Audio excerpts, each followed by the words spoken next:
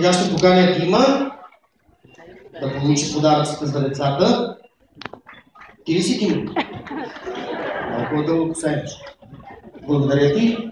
Заповядайте. Хайде, деца, заповядайте с нея и освободете сцената, защото какъв ще е празник, ако няма балет Криция. Те са с най-малката формация, ще се представят.